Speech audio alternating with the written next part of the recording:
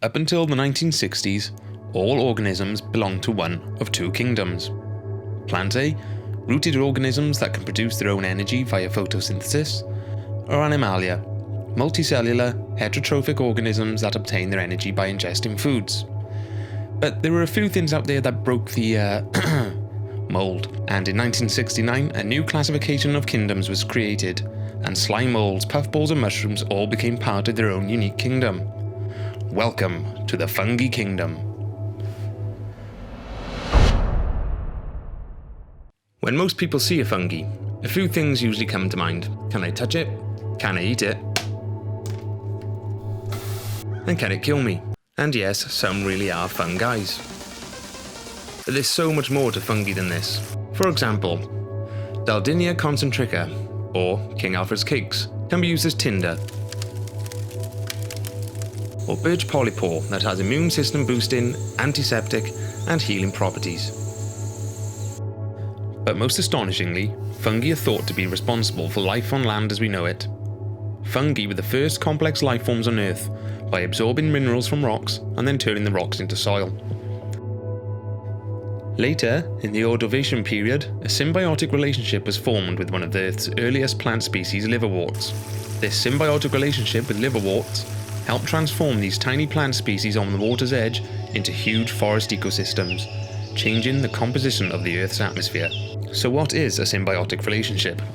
Well, symbiosis is the relationship or interaction between two different species. Take lichen, for example. These frilly organisms that you've most likely seen walking through some woodlands is actually neither a plant nor a fungi. They are the result of symbiosis, typically between a fungi and an algae or moss.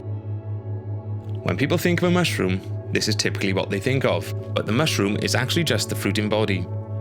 Beneath the Earth's surface is a network of mycelium that play an important role in what is known as the Wood Wide Web.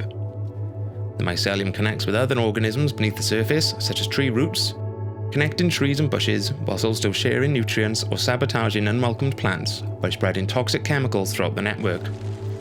The trees in your local woodland that may appear to be standing alone are all connected beneath the surface in a huge, complicated network of mycelium.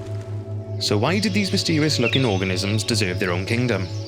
Well, most fungi do come from the ground, which is why they were previously classified as plantae. But in fact, fungi are more closely related to animals than plants, and share nearly 50% of their DNA with humans. Unlike plants, fungi do not contain the green pigment chlorophyll. Therefore, they are unable to create their own energy via photosynthesis. So, where do fungi get their energy from?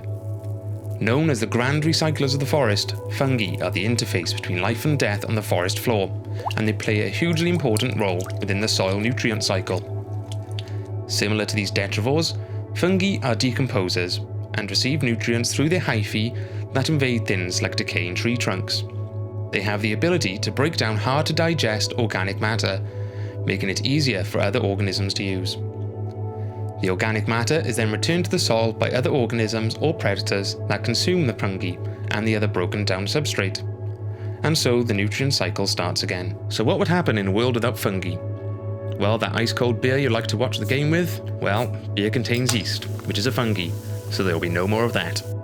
And that nice blue cheese and crackers? Yep, that'll be gone too. But perhaps most importantly, without fungi we would all be buried under wood debris and leaf litter.